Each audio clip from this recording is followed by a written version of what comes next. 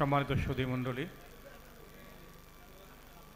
আমরা এতক্ষণ যার অধীর আগ্রহে অপেক্ষমান ছিলাম, আজকের এই মহতী ইফতার মাহফিলের সম্মানিত প্রধান অতিথি, মহান জাতীয় সংসদের বিরোধী দলের সম্মানিত নেতা, বাংলাদেশ জামাত ইসলামীর মুহতারাম আমিরে জামাত জননেতা ডাক্তার শফিকুর রহমান ইতিমধ্যে আমাদের মধ্যে এসে উপস্থিত হয়েছেন। আমাদের এই আজকের এই মহতী উদ্যোগের পক্ষ থেকে তাকে আন্তরিক অভিনন্দন এবং মোবারকবাদ জানাচ্ছি। সম্মানিত উপস্থিত সুধীমণ্ডলী, এ পর্যায়ে প্রধান অতিথির বক্তব্য নিয়ে আসার জন্য বিনীত অনুরোধ করছি আজকের এই মহতী সভা মহতী মাহফিলের সম্মানিত প্রধান অতিথি, বাংলাদেশ জাতীয় সংসদের সম্মানিত প্রধান বিরোধী দলীয় নেতা মোহতারাম আমিরে জামাত জননেতা ডাক্তার শফিকুর রহমান।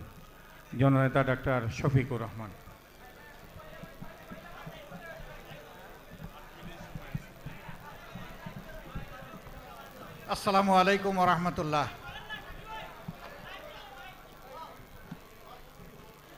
বাংলাদেশ জামাত ইসলামী সিলেট মহানগর শাখা কর্তৃক আয়োজিত আজকের এই পবিত্র ইফতার মাহফিলের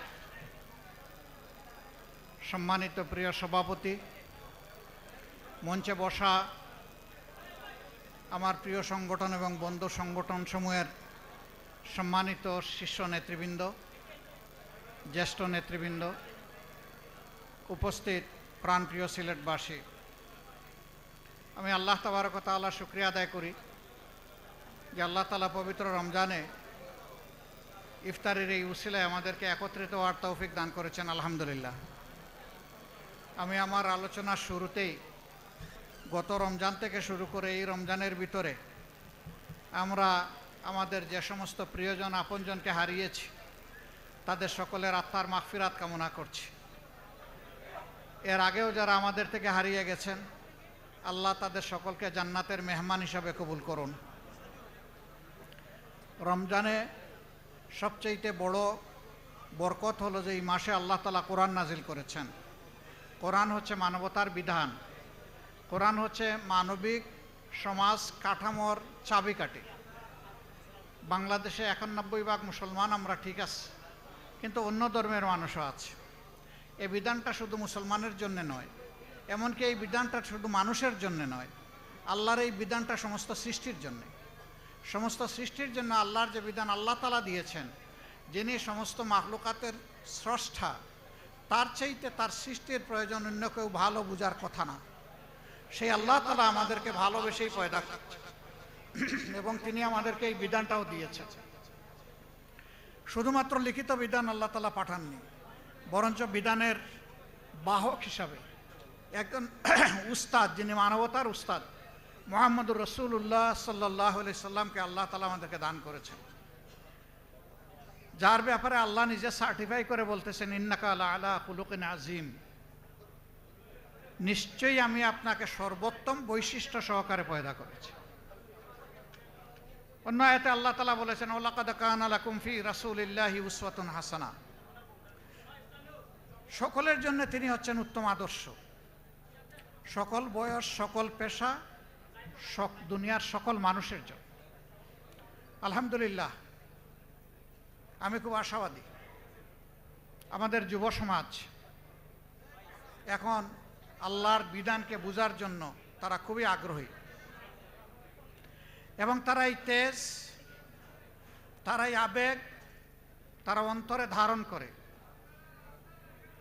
যে আমাদের উপরে মানুষের হক আছে, আর সেই হকের জায়গাটা আমরা বুঝে নেব কোরআন থেকে। সম্মানিত বন্ধুগণ, কোরআন দুনিয়ায় যখন শাসনের বিধান ছিল তখন দুনিয়া ভালো কিছু পেয়েছে, আর যখন মানুষ আল্লাহর বিধান থেকে দূরে সরে গেছে তখন এই সামাজিক বিপর্যয়, অশান্তি দেখা দিয়েছে। আমাদের এই ছোট্ট বাংলাদেশ, খুব ছোট, পৃথিবীর মানচিত্রে দেখতে হলে লেন্স লাগাইয়া দেখতে হয়, কিন্তু আল্লাহ তাআলা বিপুল পরিমাণ জনসম্পদ আমাদেরকে দান করেছে। আমরা জনসংখ্যা বলি, আসলে এটা জনসম্পদ।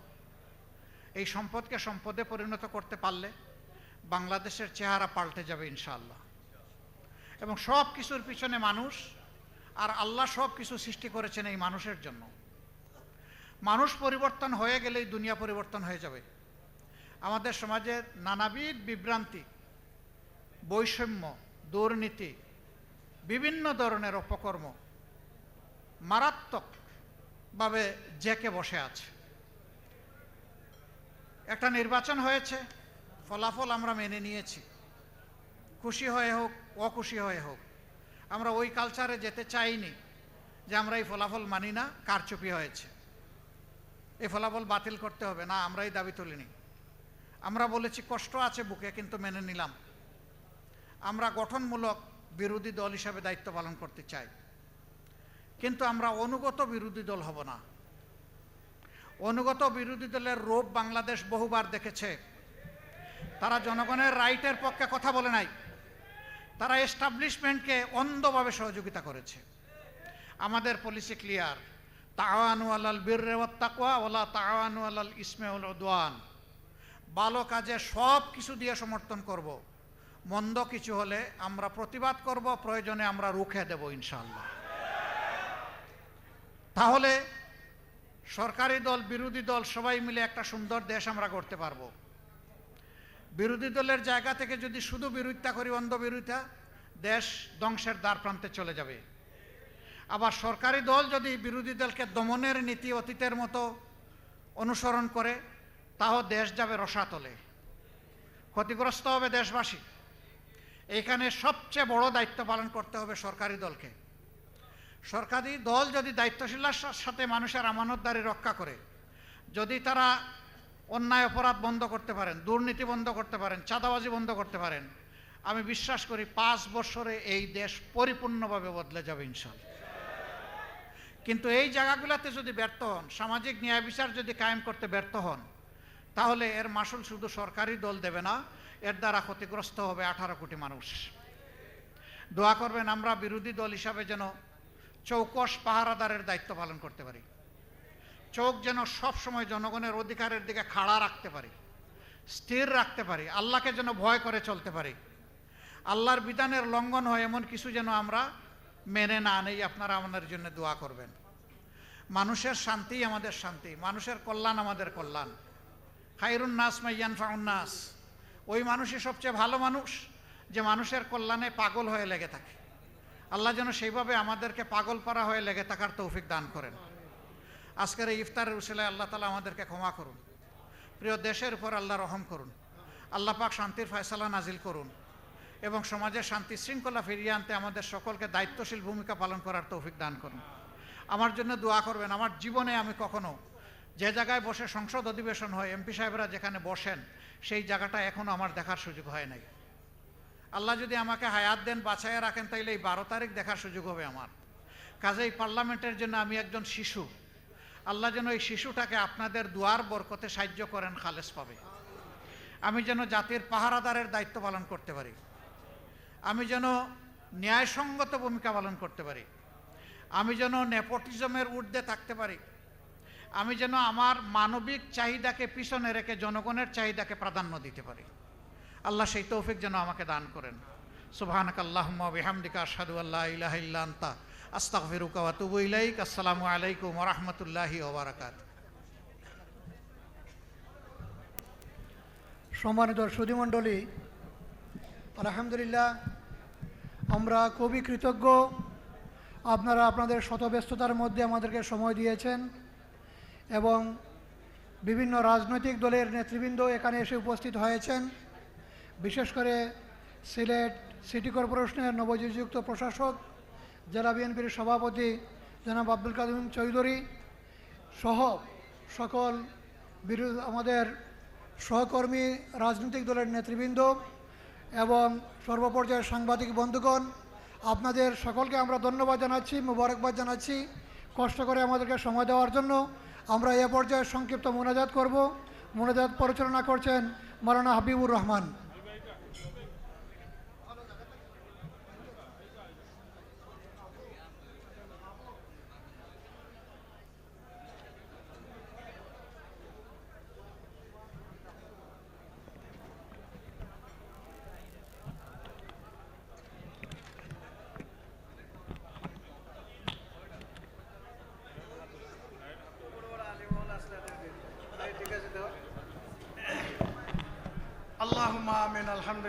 رب العالمين والصلاة والسلام على سيد المرسلين وعلى آله وأصحابه أجمعين ربنا ظلمنا أنفسنا وإن لم تغفر لنا وترحمنا لنكونن من الخاسرين اے رب العالمین এই মুহূর্তে ইফতার সামনে রেখে তোমার দরবার হাত উঠেছি তোমার নবী বলছেন এই মুহূর্তে অসংখ্য গুনাহগার বান্দাদেরকে তুমি মাফ করে দাও এমনকি যাদের নামের তালিকা জাহান্নামের খাতায় আছে সেখান থেকে কেটে দিয়ে তুমি জান্নাতের খাতায় নিয়ে আসো আল্লাহ আমরা যারা হাত উঠেছি আজকে আমাদেরকে তুমি মাফ করে দিয়ে জান্নাতের তালিকায় নিয়ে আসো রব্বুল আলামিন আজকের এই ইফতার মাহফিলকে তুমি কবুল আর মঞ্জুর ফরমাও আল্লাহ আমাদের দেশটাকে তুমি হেফাজত ফরমাও আয় রব্বুল আলামিন আমাদের দেশের মধ্যে তুমি শান্তি নাজিল ফরমাও আমাদের সমস্ত মুর্দেগানকে মাফ করে দাও ইয়া আল্লাহ আমাদের মুহতারাম আমিরের জামাতকে হায়াত দরাজ করে দাও তাকে সুস্থ রাখো এই জাতির সঠিক দায়িত্ব পালন করার তৌফিক দাও আল্লাহ এই মঞ্চে সকল দলের নেতৃবৃন্দ আছেন সবাইকে সঠিক দায়িত্ব পালন করার তৌফিক দাও রব্বানা তাকাব্বাল মিন্না ইন্নাকা আনতাস সামিউল আলিম ওয়া তুব আলাইনা ইয়া মাওলানা ইন্নাকা আনতাত তাওয়াবুর রহিম আমিন আমিন বিরহমাতিকা ইয়া আরহামার রাহিমিন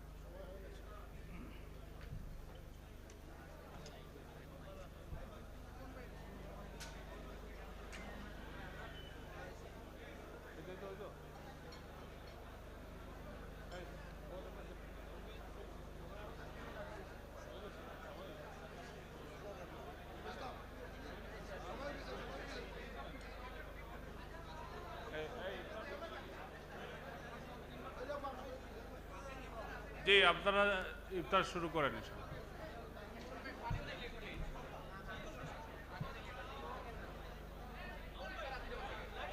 আসসালামু আলাইকুম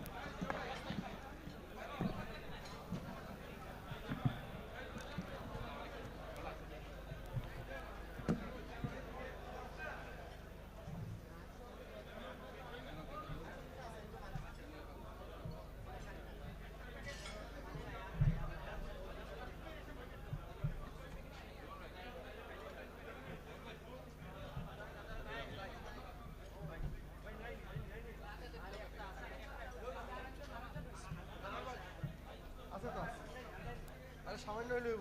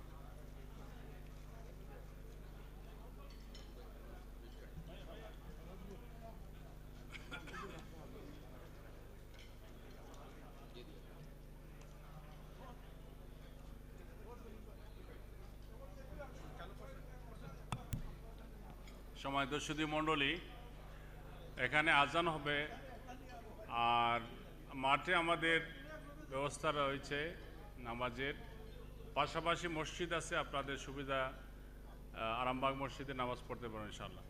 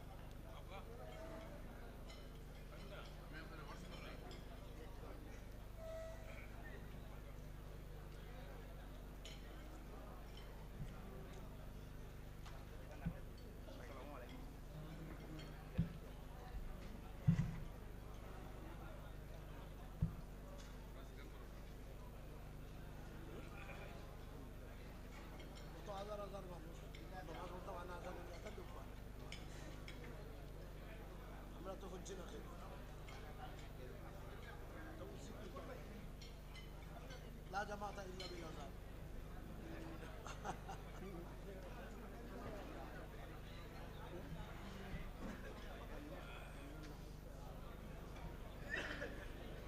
زي ما يقولوا عندهم فارس وكفر